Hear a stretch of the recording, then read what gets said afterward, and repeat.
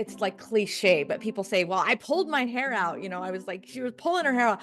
And it was the first time that it was Oh like no. an involuntary reaction to grab my head and pull my hair.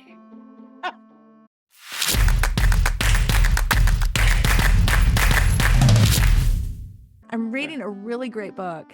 So funny. And when I say reading, I mean listening on Audible. Oh, Um, audio. Yeah, yeah. yeah. And this book is so great. And it's called Everyone in My Family Has Killed Someone or something like that. The guy is so funny. Um, who wrote this? Everyone in My Family Has Killed Someone. And it's by Benjamin Stevenson. And I think he only did the Oh man. audiobook. Maybe he has a digital. I don't know. But this book is so funny. And so I was listening to it again today, and he's the narrator is an author, and I really wonder how much of this is him, but the narrator is an author who writes how-to books, how to write a mystery books. Anyway, Oh yeah. he divulges in the middle of like the plot. He's like, I'm going to be your honest author. Like, I'm going to tell you this is a clue, or I'm going to like, and it's so funny the way it's written out. It's so great. But so many funny moments. And anyway, this morning I'm listening and he goes, so I write books. I write how-to books, let's be honest. He goes, I'm only in the business of wish fulfillment at this point, because really these people, they're buying how to sell a book, how to buy a book or write a book on Amazon. And he goes, but the people that buy my books, they never do it. They want to feel like they're progressing in some way. And he Yeah. goes, I'm not going to make any pretenses He's about not my wrong. life. He's not wrong. I was dying. Yeah. I was like, oh my gosh, how many of those people are out there, really? I mean, I will admittedly be one of them. Like I have never bought a book on like how to, write a book or anything like that. But there are times where I'm like looking at things and I'm going, oh, sometimes I'm that author that like says, oh, I'm writing a book. And then it's just like 4 chapters on my computer, just like sitting there. Yeah. List of characters.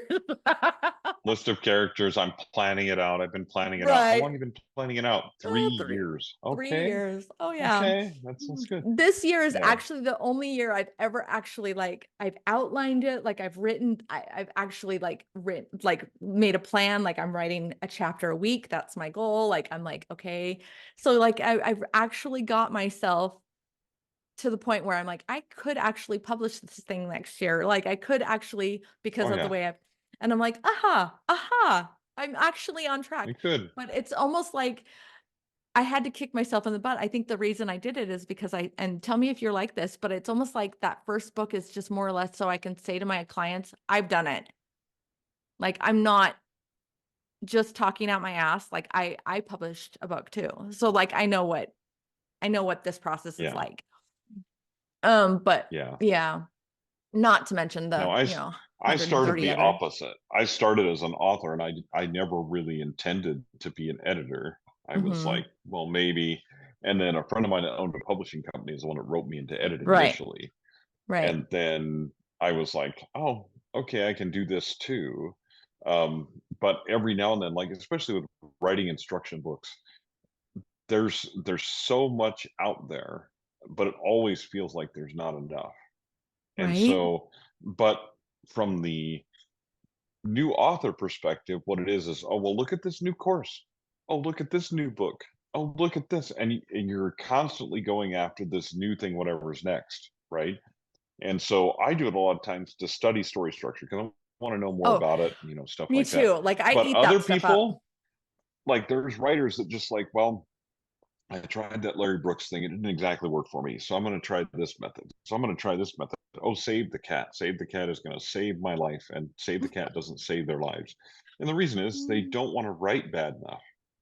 Right. They don't just want to bad enough. So I'm like, because part of it is like people will retire. I have a couple of friends of mine that retired.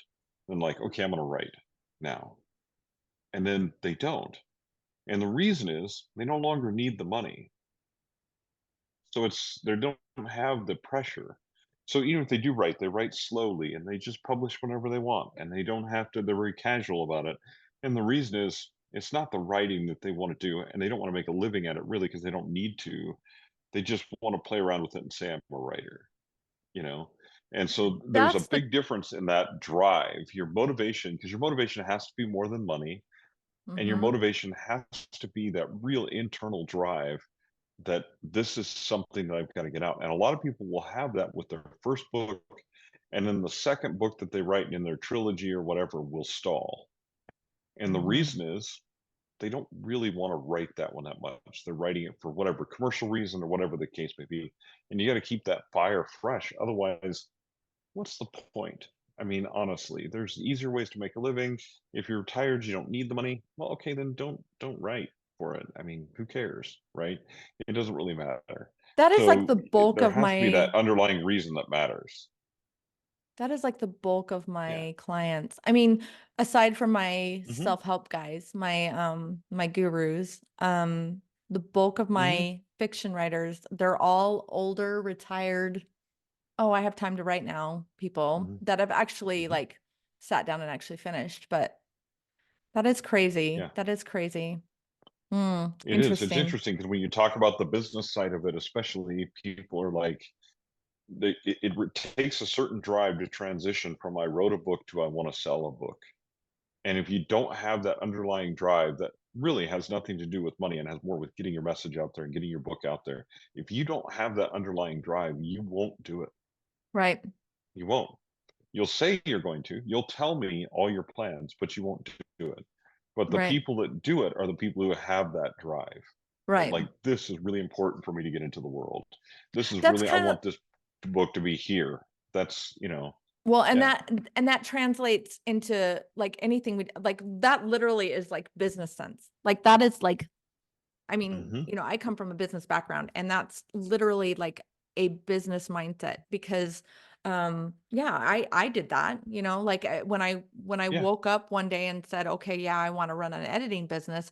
I didn't say, "Okay, how am I going to do that? I'll just wait for somebody to fall in my lap or I'll just, tell people and see what happens."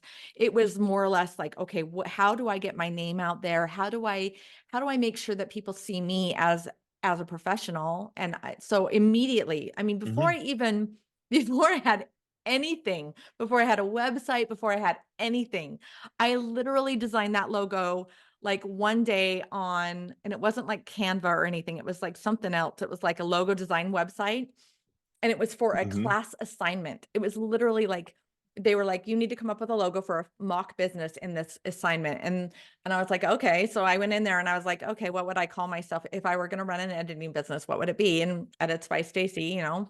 Okay, there Yeah. it is. And literally it was like I printed business cards before I graduated from from college because I wanted to make Yeah. sure that I had already had something to tell people. And it Hmm. what's so funny about that is when you talk about that to authors, when you're like, "Listen, you have to have a way for people to find you."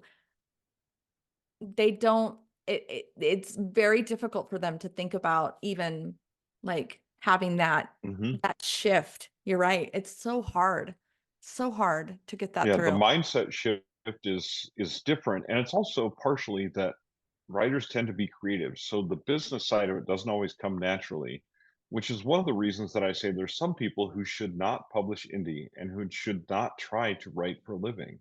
There's some Right. people who should just not do it, and the reason is Yeah. you're not going to. You may try to follow these steps, but also it comes back to aligning with your strengths and who you are. There are ways you can make a living writer without having to be a CEO, right? But you have to align with your strengths and what makes you happy. Otherwise, you're going to do it for a little while and you're going to burn out. And I have countless stories of people that are burned out. Well, they burn out because they're doing something that they hate in order to do something that they love, which they no longer love because of this part they have to do that they hate. And it's not sustainable. You can't do it forever. You can't. You have to figure out what works for you. I happen to be a workaholic. That works for me, right? It doesn't work for everyone, and not everyone is that insane. Even running errands around yesterday, I'm answering messages. I'm answering emails, I'm making decisions, I'm dealing with people, right, that I have to deal with all day long in the middle of running errands. And not everybody does that. People I hear put their phones in their pockets and don't look at them when they go out and do things like that. You know what I mean? Like I don't know what that's like, but that is not the lifestyle for everybody. So if you as an author think, well, I can't do that, well, then you have to take your career a slightly different direction. And there are still things you can do, but you just have to understand that there's a certain type of hustle, and you're going to have to figure out how you are going to do it. And it's your method that's going to matter in the long run. I mean, it just is. So Yeah. I don't know. Well, anyway, yeah, I think that that could be a short, like, honestly, this little pep talk, because I almost feel Yeah. like at a certain point, like, you have to, like, this is definitely one of those situations where you have to decide, okay, do I want to make money at this, or do I want to just drop the book and Hmm. say I wrote a book? And Yeah. so And it's that's the about pivotal moment. the first moment is the why. Why do you want to Mhm. sell this book? Why do you want to make a living writing? Why do you want to do this? What's your motivation behind it? And it can't just be the money. And then the second thing is the what, and how do I align that with who I am as a person, and how do I make that work as a career? But if you don't have that why settled first, the what will always just trash you, because you're going to look at it and there's going to be so much to do, and you're going to say, I have to do it all. And the answer is you don't have to do it all, but you have to know how to not do it all and still accomplish what you want to accomplish. And that's really tough to figure out. And it's hard. And you have to kind of set boundaries. So if that why isn't set and doesn't set those boundaries for you, you're never going to be able to navigate the what and do it for an extended period of time. You can do it short term, temporarily, sell books, and you're like, yay, I'm selling books, but I'm miserable. And then you're going to quit at some point because it's too easy Mhm. to quit. So, Right. Yeah, it's too easy to quit. I mean, it just I've is. tried, Yeah. well, for some people, there's been a couple times where I've threatened this year. I've been like, I'm quitting. I'm Yeah. quitting. I'm done. It doesn't happen. I Yeah. can't.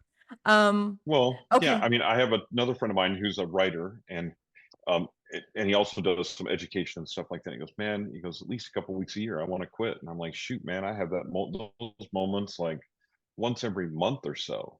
I'm like, this is just a normal part of like when you're doing the hustle and you're an entrepreneur and you're an author, you just look at some people and they go to work 9 to 5 and they have weekends off and they take vacations and they have health insurance and they get paid. And you're like, man, I could do that. And you think about the fact that maybe I could quit this and do something else. If you don't think about quitting, you're probably not trying hard enough.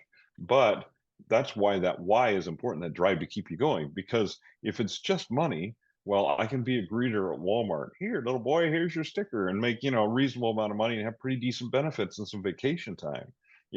So there's easier ways to make money. So if it's money that you're after alone, if money is the only thing you're after, then writing is a bad choice for you. Ratting is a Just really bad a bad choice. choice. Yeah. Well, this business Yeah. as a whole is probably a bad choice if you This don't know how business in to. a whole, publishing business, just the publishing business in general, we'll just say all of it is a bad idea if money is your primary goal. You know, I don't there's know. better Unless ways you're to an do it. indie author, Anyway, an indie publisher, and you're scamming people. Um, yeah, well, or you're an indie author who's doing it really well as a business, but even yeah, then, like there are businesses that you can run that have higher profit margins. There are businesses that you can run that have less stress and less schedule, less overwhelming schedule. Being a writer for a living, especially, is a lifestyle. It's not a job. right, It's a right, lifestyle. You don't work 9 to 5 and kick off and go watch some TV.